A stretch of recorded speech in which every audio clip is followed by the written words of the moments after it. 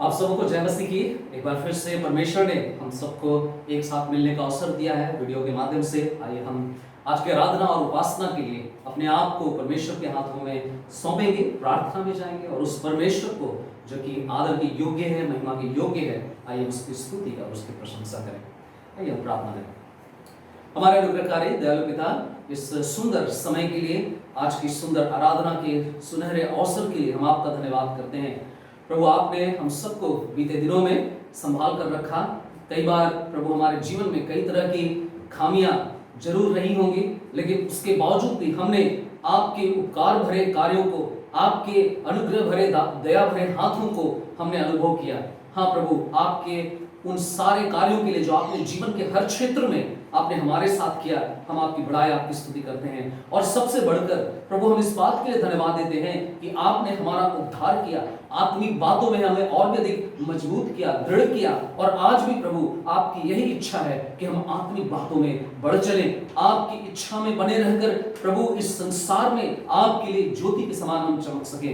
प्रभु आप सहायता कीजिए कि हमारा जीवन, हम में से प्रत्येक का जो आज आपके वचन को सुनकर उत्साहित किए जाते हैं, और भी अधिक प्रभु आपके नाम और महिमा के लिए इस जीवन में, विश्वास में और अधिक दृढ़ किए जाएं। प्रभु एक बार फिर से आज की इस पूरी सभा को हम आपके हाथों में सौंपते हैं। गीतों को गाने में, वचन को पढ़ने में, और प्रभु जब हम लोगों के लिए प्रार्थना करते हैं, हर एक बातों को प्रभु आप ही अपने हाथों में ले लीजिए और होने दीजिए कि प्रभु हमें से प्रत्येक जन आशीषित किए जाएं।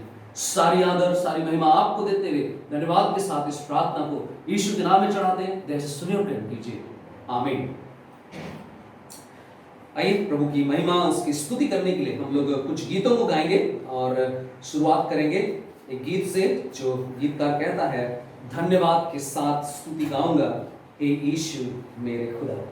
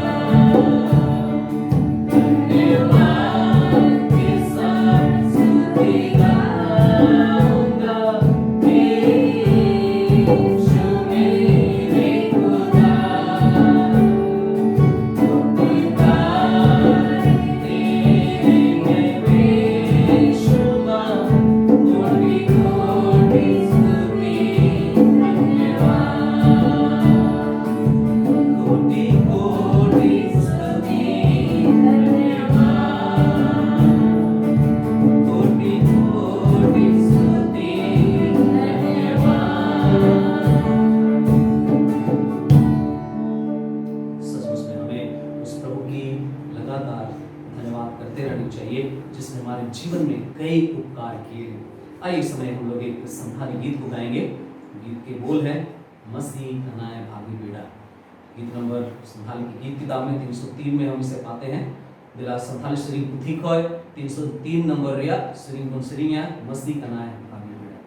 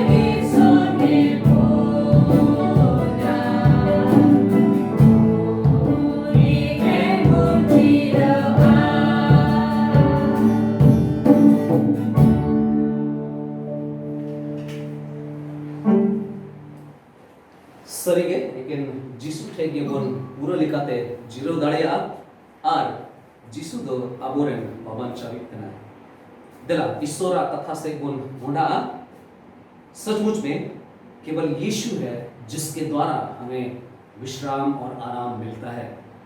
आइए समय हम लोग वचन की ओर आगे बढ़ेंगे और आज के लिए जो हमारे लिए उत्तम भाग है उसे हम ध्यान से सुनेंगे। प्रभु हमारी सहायता करे जब हम वचन को सुनते हैं और भी अधिक हम प्रभु के द्वारा उत्साहित किए जाएं, उसके वचन के द्वारा उत्साहित किए जाएं और प्रभु को अपना जीवन दे सकें।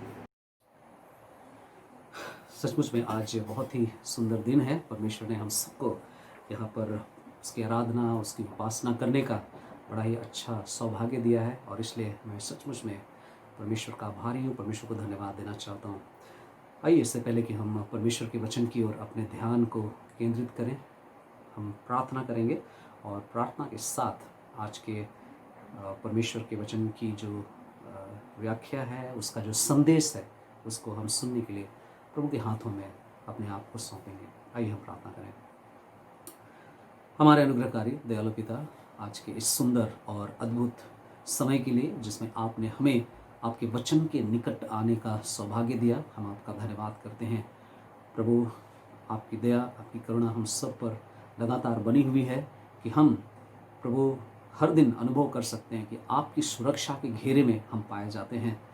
आप प्रभु हमारे हर दिन के जीवन को आपने प्रभु निर्धारित किया है, और जब तक हमें इस पृथ्वी पर रहना है प्रभु, तब तक आप हमें रखेंगे और हमें हर एक परिस्थितियों में अपनी दया और अपनी करुणा को आप अनुभव करने देंगे। हम प्रभु आपके उस सारे उपकार के लिए धन्यवाद देते हैं जो आपने बीते दिनों में, बीते महीनों में, इस लॉकडाउन के दौरान आपने प्रभु हम सब पर कृपा और अनुग्रह को आपने दिखाया है। हम चाहते प्रभु आज भी आप अपने वचन से हम सबके जीवन से बातचीत करें और हम सबको उत्साहित करें। प्रभु आप दया कीजिए। सारी आदर और महिमा हम आपके हाथों में सौंपते हुए प्रार्थना को यीशु के नाम में चढ़ाते दर्शन में कीजिए, आमीन।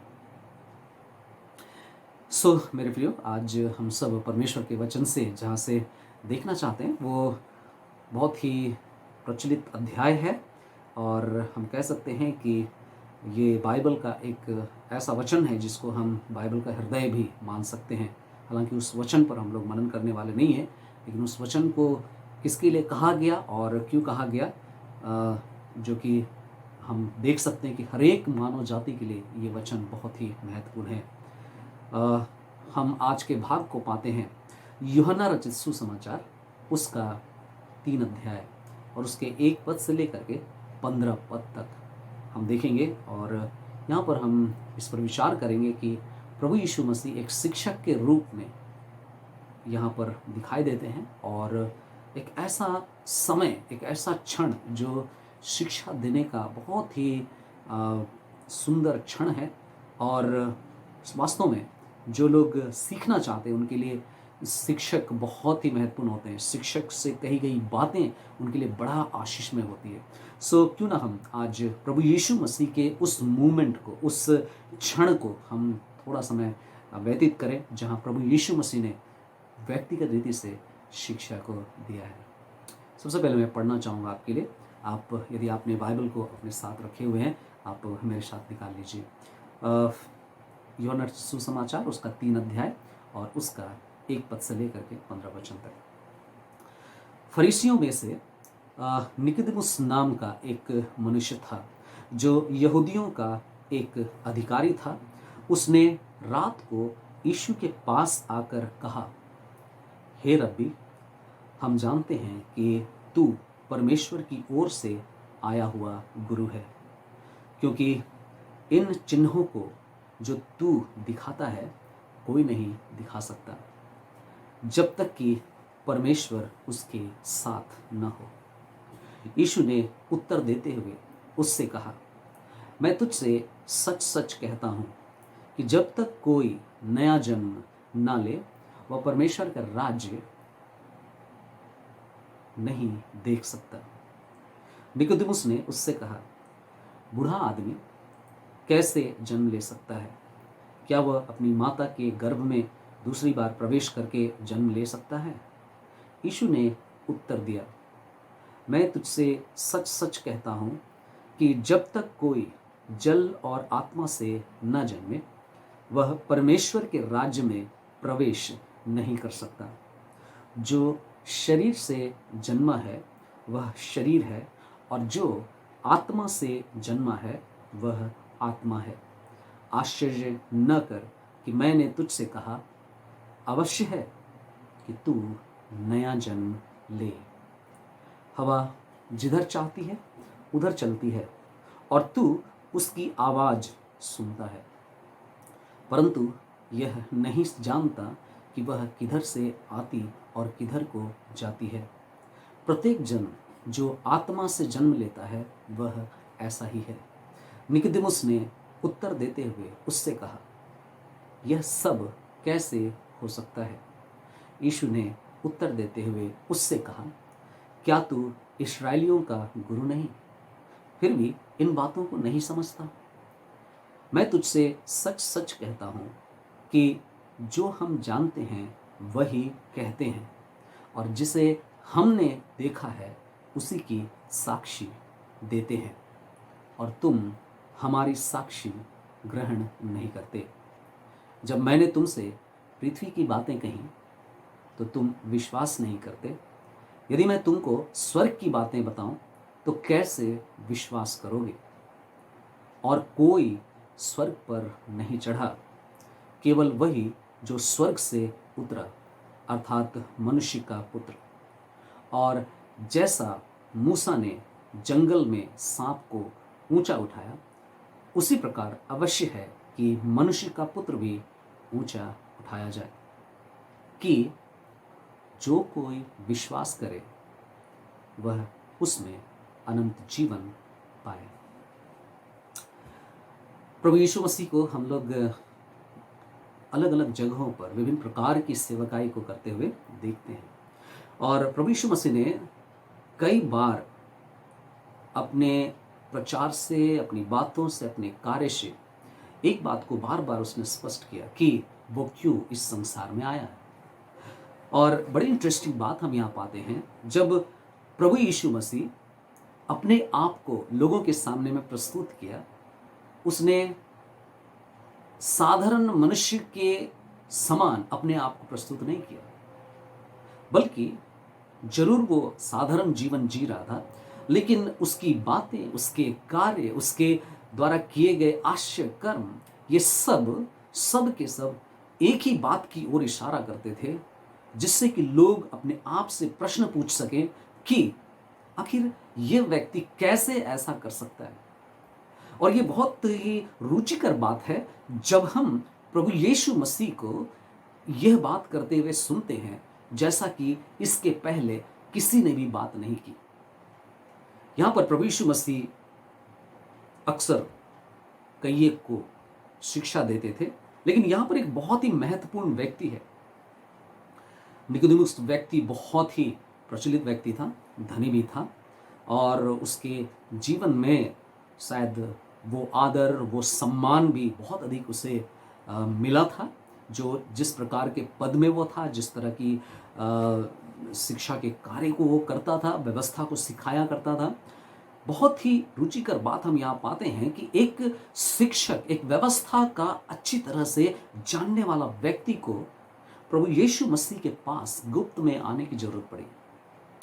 रात के समय में वो वहां आता। लिखा है फरीसियों में से निकोदेमुस नाम का एक मनुष्य था, जो यहूदियों का एक अधिकारी था, और लिखा है उसने रात को यीशु के पास आकर कहा, क्योंकि उसके अंदर में कहीं ना कहीं हलचल पैदा हो गई थी, और वो प्रभु यीशु मसीह के पास आता है। और जब प्रभु यीशु मसीह के पास आता है, उसने कुछ अद्भुत बातों को लेकर के आया, उसके अंदर जो प्रश्न थे उसको वो लेकर के आया।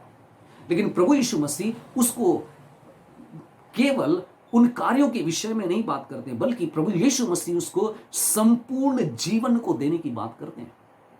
यही एकमात्र अध्याय है जहां पर आप नए जन्म के विषय में बहुत ही विस्तार से यहां पर आप सीख सकते हैं। मैंने सीखा है। प्रभु यीशु मसीह सबसे पहले बताना चाहते हैं, पहले पद से लेकर के 7 पद को जब आप पढ़ेंगे तो आप पाएंगे कि नया जन्म कितना जरूरी है, नए जन्म की अत्यावश्यकता, नए जन्म कितना जरूरी है, कितनी आवश्यक है, ये ना केवल निकोदेमुस के लिए लेकिन आपके लिए, मेरे लिए जानना बहुत जरूरी है कि नया जन्म बहुत ही ज्यादा मनुष्य की जरूरत की चीज है। मनुष्य के पास जरूर नया जन्म होना चाहिए। इसको हम कह सकते हैं कि नया जन्म ऊपर से जन्म लेना है, अर्थात वो परमेश्वर जो स्वर्ग में रहता है, वो परमेश्वर जो आकाश और पृथ्वी को जिसने रचा, उस परमेश्वर की ओर से जन्म को प्राप्त कर लेना, वो नया जन्म कहलाता है। कुछ बातों को आप गौर कीजिए यहां पर निकोदेमुस के विषय में। निकोदेमुस एक धनी व्यक्ति था। जिस तरह से उसके पास नाम है, सम्मान है, जिस प्रकार से वो जिस कार्य को करता है, उससे पता चलता है वो एक धनी व्यक्ति था। लेकिन उसके पास धन होने के बावजूद कुछ बात की घटी कमी उसके पास थी। ये इस बात को दर्शाता है कि निकोदेमुस के पास, चाहे वो धनी व्यक्ति क्यों ना हो, उसके पास धन के कारण से वो सारी चीजें उसके पास रही होंगी, लेकिन उसका जीवन कहीं ना कहीं खालीपन से भरा हुआ है। किसी बात में वो अपने आप को महसूस करता है कि वो खाली है, उसमें जो चीजें होनी चाहिए वो है नहीं।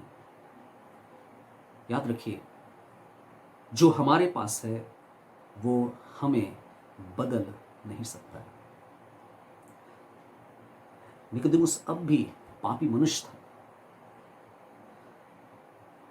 इस संसार में जो धन हमारे पास है, जो धन निकोदेमुस के पास था, शायद हम धन से इस पृथ्वी पर जितनी भी चीजें हमें मिलती है, हर एक चीजों को हम खरीद सकते हैं, लेकिन जो परमेश्वर का उद्धार है, हम उस धन से, इस पृथ्वी पर के धन से परमेश्वर के उद्धार को नहीं खरीद सकते हैं। आप भूल मत कीजिए, इस संसार में के धन से, रुपए से आप उद्धार को खरीद नहीं सकते हैं। धन से पृथ्वी का सब कुछ खरीदा जा सकता है, पर याद रखिए, स्वर्ग की जो वस्तुएं हैं, स्वर्ग का जो जीवन है, अनंत जीवन, पापों की क्षमा, उद्धार, शांति और अनंत काल का आनंद धन से नहीं खरीदा जा सकता। निकोदेमुस धनी व्यक्ति था, लेकिन उसके पास स्वर्गीय धन नहीं था। दूसरी बात आप गौर कीजिएगा, जो हमें मजबूर करती है कि हम परमेश्वर के पास आए और नए जन्म की जो आवश्यकता है उसको समझे। निकोदेमुस एक आदरणीय व्यक्ति था। He was respectable man. Nicodemus एक ऐसा आदरणीय व्यक्ति था, जिस तरह से वो अगुआ था, शिक्षक था, उसके आधार पर जहां कहीं भी वो चलता होगा, सड़कों से गुजरता होगा, लोगों के बीच में जब कभी भी वो दिखता होगा, सब लोग रास्ते पर शायद एक साइड हो जाते होंगे, उसको देखकर उसका सम्मान करते, उसको सलाम कहते होंगे, उसको हर तरह से प्रणाम करते होंगे। बड़ी इंटरेस्टिंग बात हम पाते हैं निकोदेमुस के जीवन के विषय में। निकोदेमुस ने इस पृथ्वी पर जो उसे पाना चाहिए वो सब कुछ पाया था। जो डिग्री उसको पाना चाहिए वो सब कुछ उसके पास था। जो पद उसके पास होना चाहिए वो सब कुछ उसके पास था, लेकिन उसका जीवन उस पद से, उस सम्मान से, उस आदर्श से, उस नाम से उसका जीवन नहीं बदल पाया। याद रखिए, पृथ्वी पर अच्छा नाम पाना अच्छी बात है, लेकिन पृथ्वी पर अच्छा नाम प्राप्त कर लेने से, अच्छे सम्मान को प्राप्त कर लेने से, पृथ्वी पर कोई पद को प्राप्त कर लेने से, बहुत बार लोग बात करते हैं हम विश्वासियों को एक ऐसे माहौल में आना चाहिए, एक ऐसे जगह पर आना चाहिए जो राजनीतिक रूप से बहुत ही उच्च स्तर का जगह हो। हम विश्वासियों को भी राजनीति में आना चाहिए, एमएलए बनना चाहिए, हम लोगों को ऊंचे स्थान पर होना चाहिए। मेरे प्रियो, पृथ्वी पर अच्छा नाम पा लेने से स्वर्ग में स्थान नहीं मिल सकता। पृथ्वी पर आदर पाना अच्छी बात है, परंतु पृथ्वी पर की आदर, पृथ्वी पर का सम्मान आपको स्वर्ग में किसी भी तरह से, वो चीजें, वो सम्मान, वो पद आपको कभी भी स्वर्ग में नहीं प्रवेश करा सकता है। निकोदेमुस के पास वो सम्मान था, उसके पास आदर था, लेकिन अब भी वो खालीपन महसूस कर रहा है। तीसरी बात जो निकोदेमुस के जीवन में देखते हैं, और वो है निकोदेमुस एक धार्मिक व्यक्ति था। He was a religious man. यदि आप मत्ती रचित सुसमाचार उसके 5 अध्याय और उसके 20 पद को आप देखेंगे, मत्ती रचित सुसमाचार में प्रभु यीशु मसीह जब पहाड़ी उपदेश को बोल रहे थे, तब उन्होंने बहुत ही स्पष्ट रीति से बातें की, और उन्होंने एक बहुत ही महत्वपूर्ण बात को कहा जो शायद हर एक को इसके विषय में सोचना चाहिए। मत्ती रचित सुसमाचार उसका 5 अध्याय और उसका 20 वचन।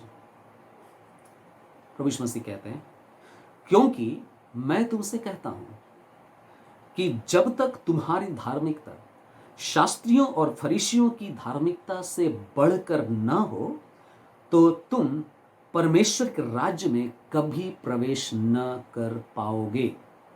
उन दिनों में, उन समयों में जो ज्यादा सार्वजनिक रीति से लोगों की नजरों में जो बड़े धार्मिक और सम्माननीय व्यक्ति हुआ करते थे, वे लोग फरीसी और शास्त्री हुआ करते थे।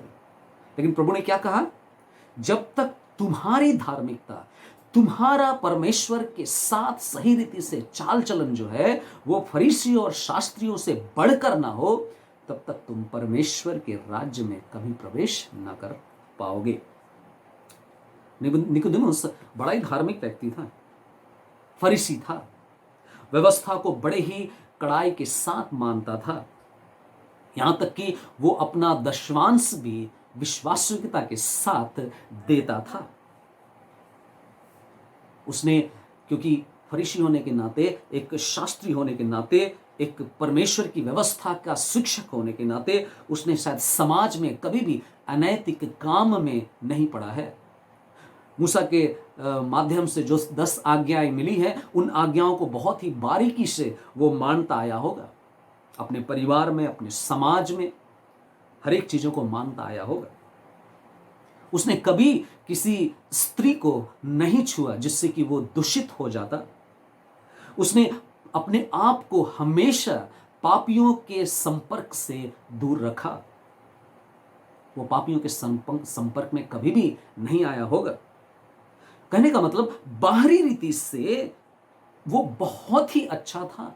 बाहरी रूप से कोई भी अगर उसको देखे, उसमें कोई किसी भी तरह की कोई भूल, कोई गलती, कोई गलत व्यवहार, गाली गलौज करना या बुरी बातों को कहना, किसी के विरुद्ध में कुछ कहना, ऐसी बातों को, कोई भी चीजों को लोगों ने उसके जीवन में नहीं देखा था। याद रखें, बाहरी रीति से साफ सुथरा रहना अच्छी बात है, परंतु यह है आदत, बाहरी रूप से, बाहरी तौर पर साफ सुथरा रह जाना हमारे आंतरिक मन को, भीतरी मनुष्यत्व को शुद्ध नहीं कर सकती है। कुछ लोग ऐसा सोचते हैं कि अगर हम समाज में गाली गलौज नहीं करते हैं, किसी के ऊपर हाथ नहीं उठाते हैं, बड़ा ही नैतिक जीवन जीते हैं, तो परमेश्वर के राज्य में हम निश्चित रूप से प्रवेश करेंगे।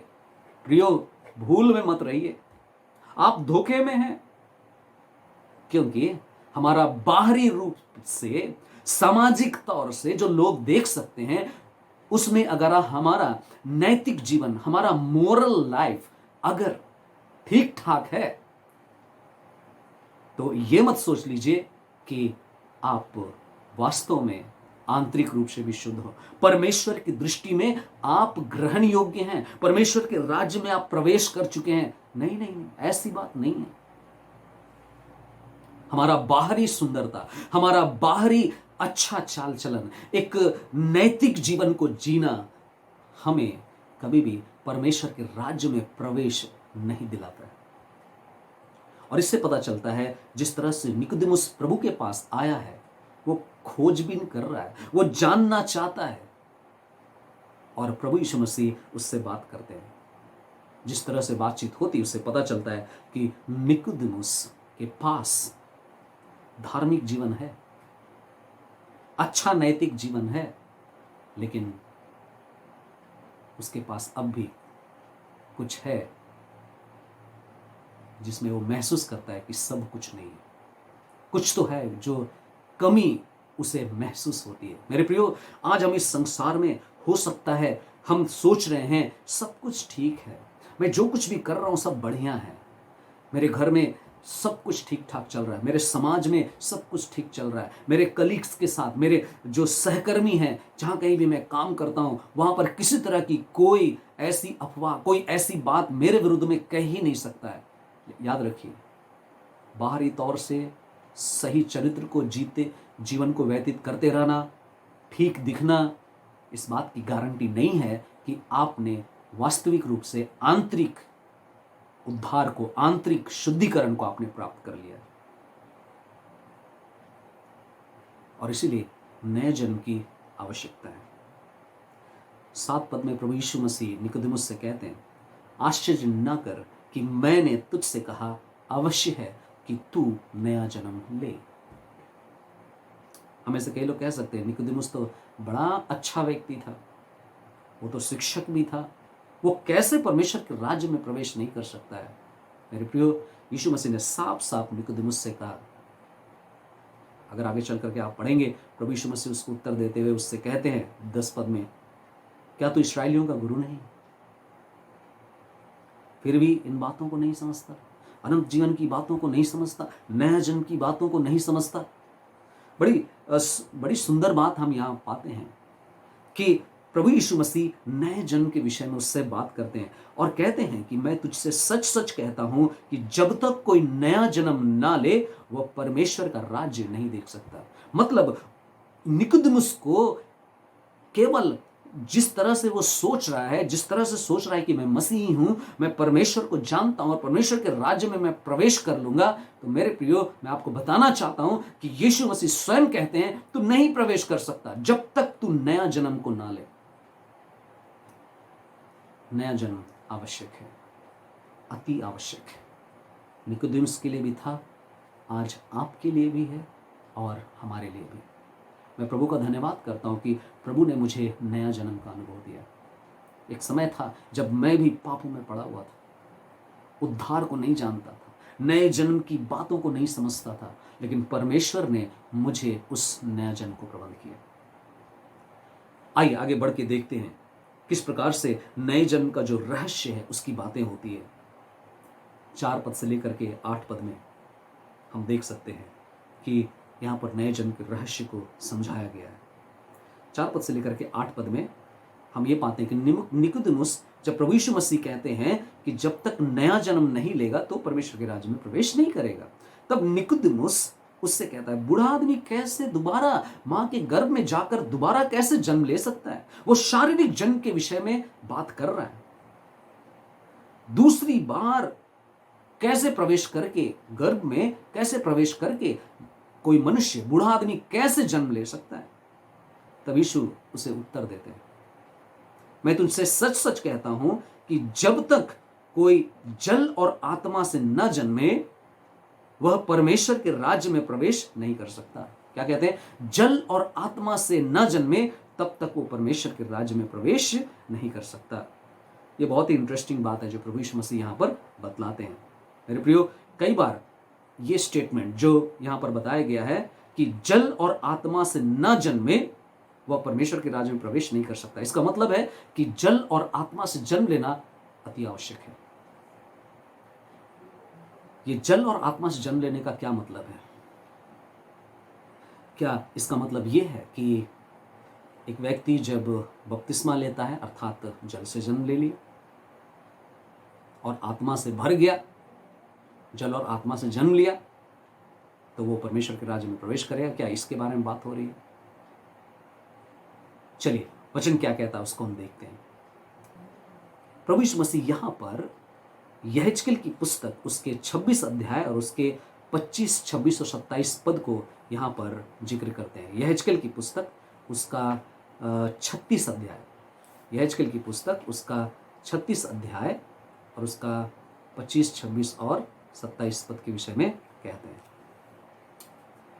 याद रखिए, निकोदेमुस कौन था? एक यहूदी वो था जो शिक्षा दिया करता था और यहूदियों को पुराने नियम की बातें मालूम होनी चाहिए और प्रभु यीशु मसीह उन्हीं बातों को ही बतला रहा है, जल और आत्मा से जन्म लेने के विषय में बतला रहा है। एक समय था जब यहेजकेल के द्वारा यह भविष्यवाणी की गई थी और क्या कहा गया था? यहेजकेल उसका 36 अध्याय 25, 26 और 27 इस्राएलियों से प्रतिज्ञा की गई थी। परमेश्वर ने कहा था, तब मैं तुम पर शुद्ध जल छिड़कूंगा और तुम शुद्ध हो जाओगे। मैं तुम्हें तुम्हारी सारी अशुद्धता और मूर्तियों से शुद्ध करूंगा और फिर मैं तुम्हें एक नया हृदय दूंगा और तुम्हारे भीतर एक नई आत्मा उत्पन्न करूंगा और तुम्हारी देह में से पत्थर का हृदय निकालकर तुम्हें मांस का हृदय दूंगा और मैं अपना आत्मा तुम में डालूंगा और तुम्हें अपनी विधियों पर चलाऊंगा और तुम मेरे नियमों का सावधानी से पालन करोगे। क्या कहा परमेश्वर ने? मैं तुम पर शुद्ध जल छिड़कूंगा। इसका मतलब यह है हम जिस बपतिस्मा की बात कर रहे हैं वो बपतिस्मा नहीं है। बपतिस्मा का अपना स्थान है, बपतिस्मा के अपने मायने हैं, लेकिन यहां पर जब बात हो रही है जब तक कोई जल और आत्मा से ना जन्मे, तो प्रभु यीशु मसीह पुराने नियम के यहेजकेल की बात को याद दिला रहे हैं कि क्या तुम्हें नहीं पता? मालूम है वो शुद्ध जल क्या है? परमेश्वर का वचन, यूहन्ना रचित सुसमाचार उसका 15 अध्याय निकालिए। यूहन्ना रचित सुसमाचार उसका 15 अध्याय और उसके 3 पद को देखिए। उसके 3 पद को देखिए। तुम उस वचन के कारण जो मैंने तुमसे कहा है शुद्ध हो चुके हो। परमेश्वर का वचन शुद्ध करता है। याद रखिए, परमेश्वर का वचन शुद्ध करता है। तुम उस वचन के कारण जो मैंने तुमसे कहा है शुद्ध हो चुके हो। इसका मतलब जब प्रभु यीशु मसीह कहते हैं कि परमेश्वर का वचन, तो वो स्वयं के बारे में कई बार बात करते हो। जब प्रभु यीशु मसीह कहते हैं जीवन का जल मैं हूं, जो इसे पिएगा वो कभी प्यासा नहीं होगा। मेरे प्रियो, यहां पर हम देख सकते हैं शुद्ध करने की बात हो रही है। कैसे शुद्ध होते हैं? वचन के द्वारा। कहने का मतलब जब परमेश्वर का वचन आपके और मेरे हृदय में छिड़का जाएगा, वो जीवन शुद्ध हो जाएगा। वो जीवन परमेश्वर के वचन के द्वारा शुद्ध हो जाएगा। उसने कहा जब मैं जीवन का जल छिड़कूंगा, जब मैं शुद्ध जल छिड़कूंगा, उससे तुम शुद्ध हो जाओगे। ओके, सो प्रभु यीशु मसीह इसी बात को शायद कहना चाह रहे हैं कि जल और आत्मा से जन्म लेना। आत्मा से जन्म लेना मतलब परमेश्वर से जन्म लेना। परमेश्वर का वचन परमेश्वर का आत्मा है। जब उसका वचन हम में आता है, हम अपने जीवन में परिवर्तन को देखते हैं, बदलाव को पाते हैं। परमेश्वर का आत्मा परमेश्वर के नियंत्रण में है। परमेश्वर अपनी आत्मा को मुझ में देता है, अपने समय पर देता है। जब मैं अपने आप को शुद्ध करने के लिए परमेश्वर के करीब, परमेश्वर के निकट लेकर के आता हूं। सो यहां पर एक सुंदर चित्रण किया गया है। नए जन्म का जो रहस्य है, एक तरह से हम शारीरिक जन्म से तुलना किए जाते हुए हम देखते हैं। 4 पद से लेकर के 7 पद में इसी बात की चर्चा हो रही है हा? और हम इस प्रकार से समझ सकते हैं नया जन्म जो है, कई बार आप इसके बारे में सोचेंगे, जो शारीरिक जन्म है, शारीरिक जन्म से नया जन्म की तुलना की गई है, उससे हम इसे समझ सकते हैं। देखिए, जब शारीरिक जन्म होता है, मैं सोचता हूं कि शायद डॉक्टर भी शारीरिक रूप से एक बालक का, एक शिशु का जन्म कैसा होता है, कैसे हो जाता है, इसके रहस्य को वो नहीं जानते हैं। जीवन का निर्माण कैसे हो गया, उनके पास थोड़ी सी बुद्धि है, उससे जो कुछ जानते हैं उससे वो लोग बात करते हैं। लेकिन किस प्रक्रिया से होकर के ये जन्म होता है, किस प्रक्रिया से वो जीवन का निर्माण होता है, कैसे परमेश्वर एक गर्भ में एक जीवन का निर्माण करता है, शायद आज भी डॉक्टर लोग इसका अध्ययन कर रहे होंगे।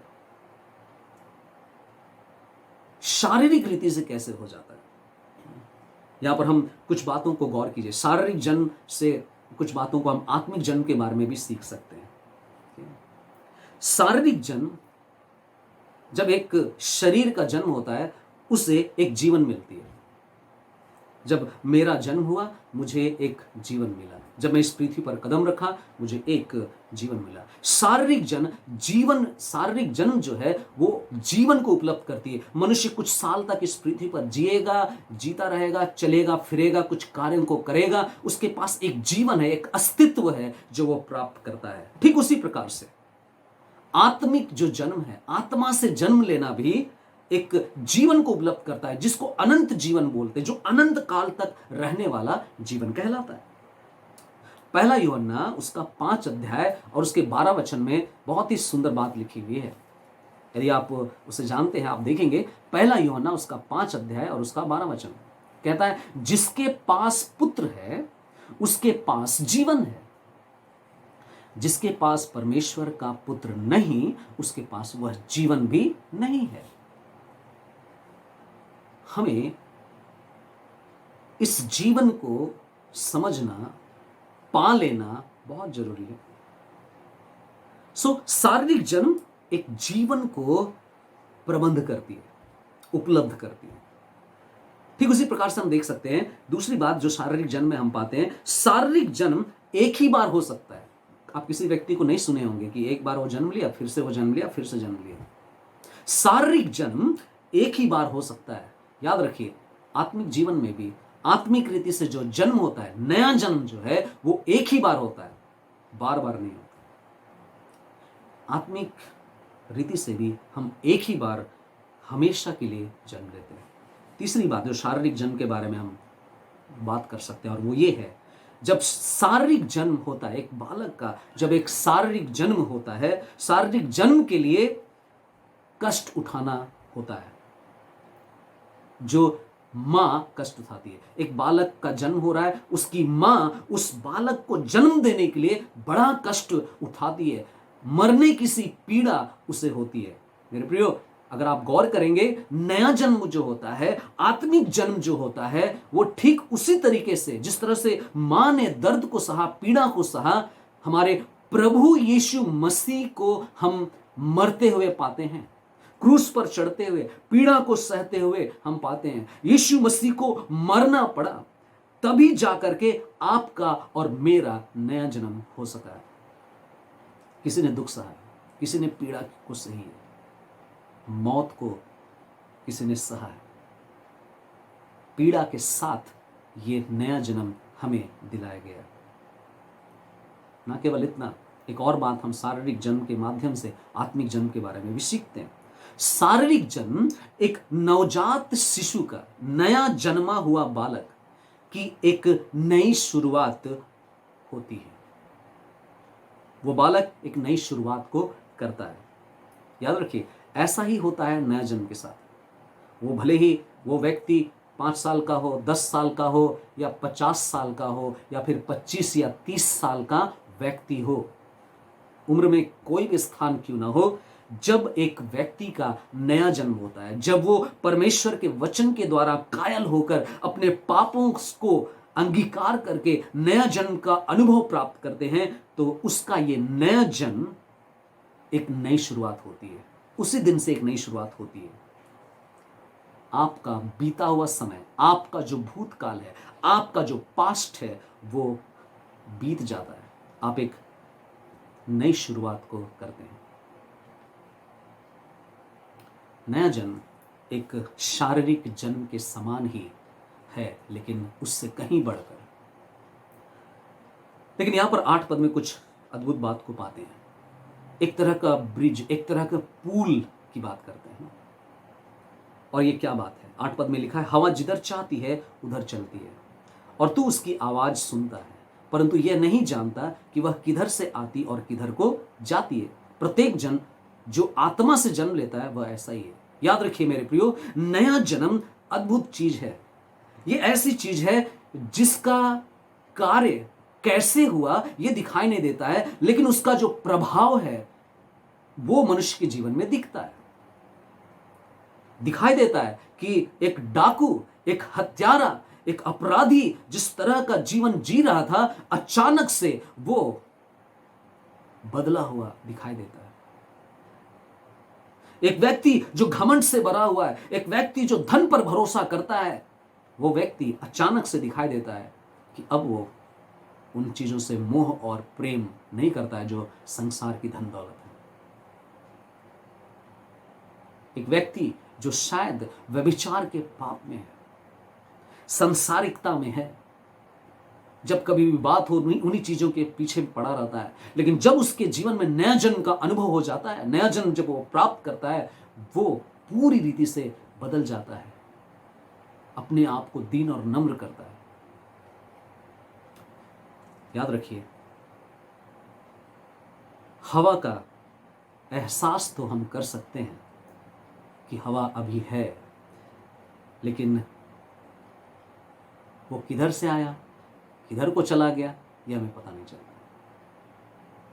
और चलिए यहां कहता है, हवा जिधर चाहती है उधर चलती है, और तू उसकी आवाज सुनता है। मतलब एहसास होता है कि हाँ हवा है, लेकिन किधर से आके किधर को गया ये पता नहीं चलता। ठीक वैसा ही एक नया जन्म पाए हुए व्यक्ति के बारे में भी, एक नया जन्म नया जन्म प्राप्त किया हुआ व्यक्ति अच्छी तरह से जानता है कि मेरे जीवन में बदलाव आ गया है, लेकिन कैसे हुआ, कब हुआ, किधर से हो गया, शायद उतना स्पष्टता के साथ आपसे ना बता सकता, बस इतना बता सकता है, हुआ है, मैंने एहसास किया है, मैं बदल गया हूं, मेरा जीवन परिवर्तित हो गया है। वो इस बात को बड़े दावा के साथ कह सकता है। क्या आपका यह अनुभव रहा है? नया जन्म भी ऐसा ही है। जैसे मैंने कहा, एक शराबी के आदत में बदलाव आप देख सकते हैं। जब वो बदल जाएगा, दिखाई देगा उसका नया जन्म हो गया। स्वभाव में परिवर्तन, उसके हर तरह के स्वभाव में बदलाव आ जाता है। उसका जो प्रभाव है वो दिखाई देता है। पहले जो कर रहा था वो, और अब नया व्यक्ति बनकर, स्वर्गीय व्यक्ति बनकर जो कर रहा है वो स्पष्ट दिखाई देता है। हवा का झोंका निकोदेमुस ने महसूस तो किया, एहसास तो किया, लेकिन उसने हवा को ग्रहण नहीं कर पाया। उसने परमेश्वर के द्वारा दिए जाने वाले उद्धार को उस क्षण तक प्राप्त नहीं कर पाया। याद रखिए, जब कभी भी परमेश्वर आपको पुकारे, आप उसको सुनकर इनकार ना करें। जब कभी भी वो आपको बुलाए, जब कभी भी वो आपको पुकारे, उसके पास आप आइए, उसके पास आप आ सकते हैं, आप उसे ग्रहण कर सकते हैं। अंत में नए जन्म का जो अर्थ है वो 9 पद से लेकर के 15 पद में हम पाते हैं। निकोदेमुस ने उत्तर देते हुए उससे कहा, यह सब कैसे हो सकता है? यीशु ने उत्तर देते हुए उससे कहा, क्या तू इस्राएलियों का गुरु नहीं, फिर भी इन बातों को नहीं समझता? मैं तुझसे सच सच कहता हूं कि जो हम जानते हैं वही कहते हैं, और जिसे हमने देखा है उसी की साक्षी देते हैं, और तुम हमारी साक्षी ग्रहण नहीं करते। प्रभु यीशु मसीह यहां पर कुछ बातों को बहुत स्पष्ट रीति से बताना चाहते हैं, और क्या बता रहे हैं मालूम है? वो कहते हैं, नए जन्म का मतलब क्या है? नए जन्म में 2 महत्वपूर्ण लोग हैं, और इन दोनों का बहुत ही महत्वपूर्ण कार्य है। पहला, जिसको हम कह सकते हैं उद्धारकर्ता। यहां पर उद्धारकर्ता, मुक्तिदाता की भूमिका क्या है? उद्धारकर्ता की भूमिका को हम यहां देख सकते हैं 13 और 14 पद में, कि उस उद्धारकर्ता ने स्वर्ग के सुख को छोड़ा, इस पृथ्वी पर आया, और इस पृथ्वी पर आकर उसने अपने आप को दे दिया। सांसारिक जीवन में, जीवन को जीते हुए, शरीर की इच्छाओं को दूर करते हुए उसने परमेश्वर की इच्छा में जीवन को बिताया, अद्भुत कार्यों को किया। वो स्वर्ग में रहने वाला प्रभु इस संसार में आ गया, और संसार के पापियों के लिए, संसार के पाप के लिए वो मर गया। यहां पर 13 और 14 पद में यही लिखा है, और कोई स्वर्ग पर नहीं चढ़ा, परंतु केवल मनुष्य का पुत्र। यह मनुष्य का पुत्र कौन है? प्रभु यीशु मसीह। उद्धारकर्ता की भूमिका क्या है? स्वर्ग से आया, मनुष्य से प्रेम किया, मनुष्यों के लिए अपना प्राण दिया, पापियों के लिए अपना सब कुछ दे दिया। लेकिन वहीं पर दूसरी ओर दूसरे लोग कौन है? पहला उद्धारकर्ता है, दूसरा पापी है। अब पापी की बड़ी जिम्मेदारी, पापी की एक भूमिका है, और वो क्या है? 15 पद, कि जो कोई विश्वास करे। इसका मतलब यह है, पापी जो है वो खोया हुआ है, भटका हुआ है, और उसके लिए नरक निर्धारित है, पर बच सकता है। अब पापी की एक ही भूमिका है, पापी को एक ही काम करना है, और वो है विश्वास करना है, लेकिन अपने हिसाब से नहीं, जिस तरह से परमेश्वर चाहता है, वचन को मानकर विश्वास के द्वारा, अनुग्रह ही से वो परमेश्वर के उद्धार को प्राप्त करे। विश्वास एक शब्द है जो उसे बचा सकता है। आपको कुछ नहीं करना है उद्धार पाने के लिए, कोई आपको किसी तरह के परिश्रम को नहीं करना है, अपने शरीर को दुख नहीं पहुंचाना है, अपने शरीर को पीड़ा नहीं देना है, कहीं पर दान दक्षिणा नहीं करना है, विश्वास केवल करना है। उद्धार पाने के लिए केवल और केवल आपको विश्वास करना है, मतलब यीशु मसीह पर भरोसा करना है, जिसने आपके लिए, मेरे लिए, संसार में रहने वाले प्रत्येक मनुष्य के लिए, चाहे वो जिस किसी जाति से भी हो, चाहे वो जिस किसी देश से भी हो, चाहे वो जिस किसी धर्म से ही क्यों ना हो, हम प्रत्येक मनुष्य के लिए प्रभु यीशु मसीह अपने आप को दे दिया, ताकि हम उस पर विश्वास करें, उस पर भरोसा करें, और अपने आप को उसे सौंप दें।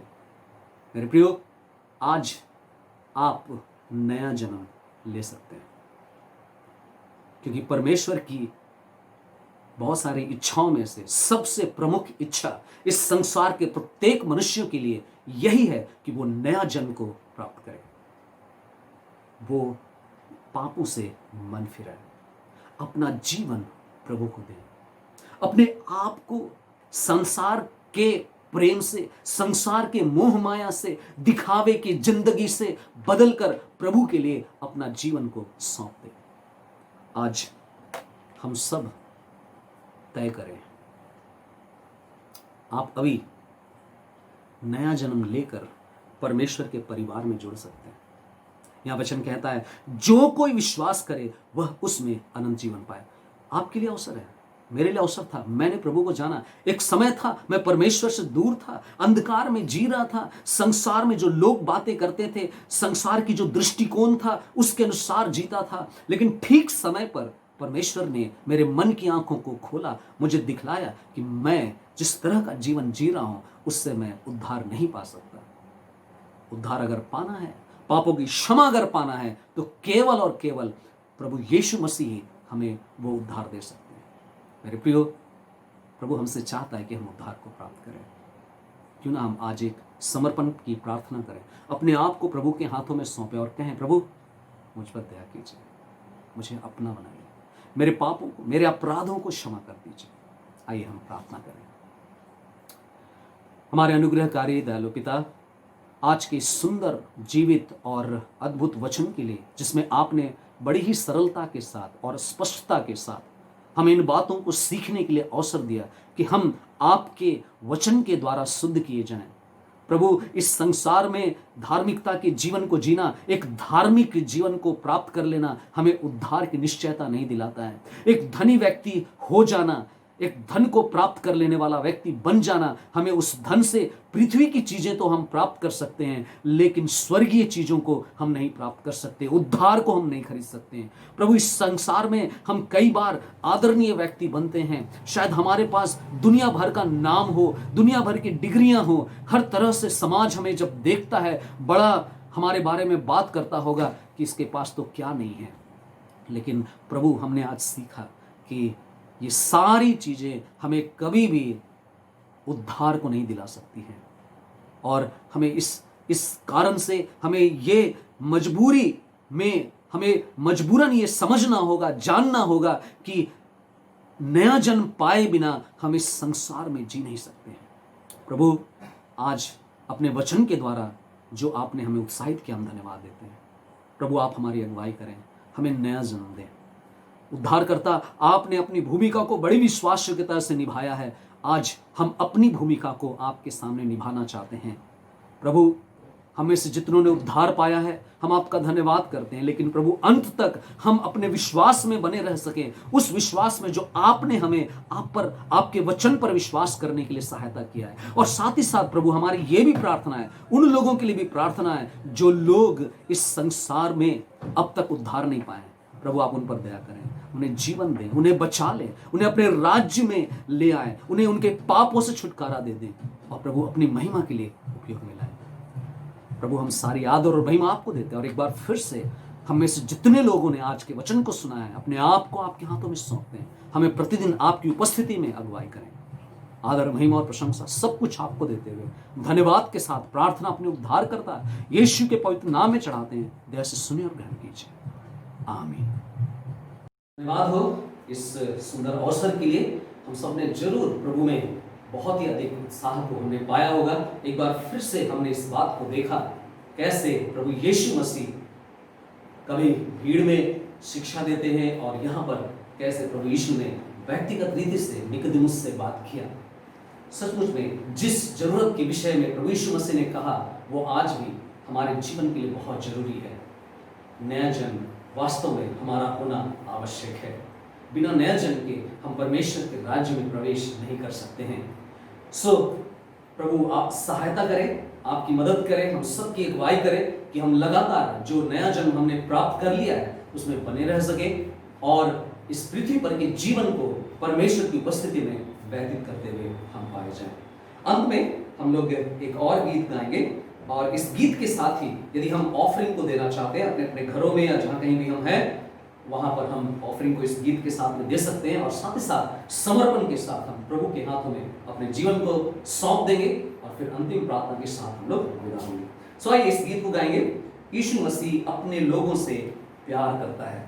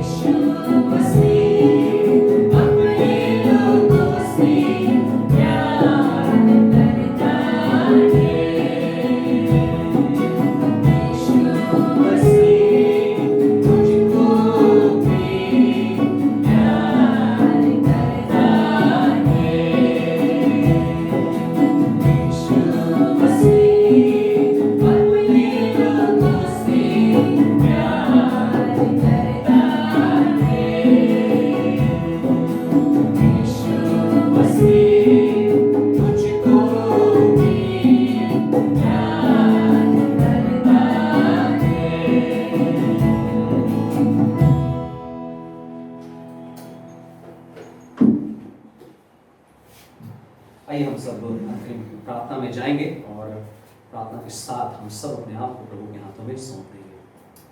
प्रभु, हम एक बार फिर से आपके चरणों के पास आते हैं, धन्यवाद देते हैं प्रभु आज की आराधना उपासना के लिए, जिसमें आपने हम सबको एक साथ मिलकर प्रभु वीडियो के माध्यम से आपके चरणों में बैठने, आपके वचन के सुनने और आत्मिक रूप से और अधिक उत्साहित किए जाने के लिए आपने प्रभु एक ऐसा अवसर दिया जहां हम फिर से प्रभु अपने आप को देख सकते हैं, झांक कर देख सकते हैं कि हम उस जीवन में जो आपने हमें दिया है, जो नया जन्म दिलाया है, जो अवसर आपने दिया है, उसमें हम कहाँ पर हैं। धन्यवाद देते हैं प्रभु, आपने हमें संभाल कर रखा, आपके वचन की ओर अपने ध्यान को केंद्रित करने में मदद किया और जो भी बातें आज हमने प्रभु बड़े ही गहराई के साथ देखा है, विचार किया है, प्रभु हम चाहते हैं कि आप लगातार हमें उत्साहित करें, हमारी मदद करें, ताकि प्रभु जो सौभाग्य हमें मिला है, जो अनंत जीवन हमें मिला है, प्रभु हम उसको पाकर और अधिक प्रभु उत्साहित किए जाएं। और यदि हम में से किसी के पास अब तक प्रभु वो विश्वास नहीं है, तो प्रभु आप सहायता करें कि हम उन बातों को समझ सकें जहां पर आपने कहा जो कोई विश्वास करे वह उद्धार को पाएगा। हाँ प्रभु, आपने हमारे लिए दुख सहा है और हम चाहते हैं प्रभु आपके दुख को हम व्यर्थ जाने ना दें। प्रभु हम जीवन को प्राप्त कर सके जो आप हमें देना चाहते हैं। प्रभु हमारा जीवन निकोदेमुस के समान ऐसा ना होने पाए कि केवल हम उस हवा को एहसास करें, लेकिन प्रभु उस हवा के प्रभाव को भी हम एहसास कर सकें, अनुभव कर सकें, हमारे जीवन में वो प्रभाव दिखने पाए जहां पर परिवर्तन को लोग देखने पाए। प्रभु आप हम सबकी अगुवाई करें, लगातार प्रभु हमें और अधिक आपकी पवित्रता में अगुवाई करें, अपनी महिमा के लिए हमें से प्रत्येक के जीवन को उपयोग में लाएं। प्रभु हम प्रार्थना करना चाहते हैं, हमारे चारों ओर हमारे देश में जिस तरह की बीमारी महामारी फैली हुई है, प्रभु आप इससे अपने लोगों की रक्षा और सुरक्षा करें। और होने दे प्रभु इन सारी परिस्थितियों में हम आपको कभी भी ना भूलने पाए, ये जान सकें कि सब कुछ पर आप ही का नियंत्रण है, और लगातार प्रभु आप पर हम निर्भर और भरोसा हो रखकर जीवन में आगे बढ़ने पाए। जितने भी दिनों का, जितने भी वर्ष का आपने प्रभु आयु हमें दिया है, हम लगातार प्रभु आपके और नजदीक आ सकें, आपसे प्यार कर सकें, आपकी महिमा करने पाए। प्रभु हमारी सहायता करें। इस भेंट पर भी जो हम सब लोगों ने अर्पण किया है आशीषित करें, और हृदय प्रभु की आपकी महिमा हो, आपकी सेवा और अधिक प्रभु फैल सके। इन दिनों में प्रभु जो कुछ भी, चाहे वो फेसबुक है, व्हाट्सएप है, या फिर यूट्यूब है, अलग अलग चैनल से, या जूम मीटिंग या गूगल मीट, प्रभु सप्ताह के बीच में या रविवार की आराधनाओं को जहां कहीं भी सेवकाई की जा रही प्रभु, उनके माध्यम से होने दे प्रभु बहुतों के जीवन छुए जाएं, आपके वचन से लोग प्रभु कायल किए जाएं और अपना जीवन आपको सौंप सकें और आपको अपना उद्धारकर्ता करके स्वीकार करें। यही हमारी प्रार्थना है। होने दे प्रभु हमें से प्रत्येक जन आपके द्वारा संभाले जाएं, अगुवाई किए जाएं, और लगातार प्रभु आपकी महिमा के लिए इस जीवन को अर्पण कर सकें।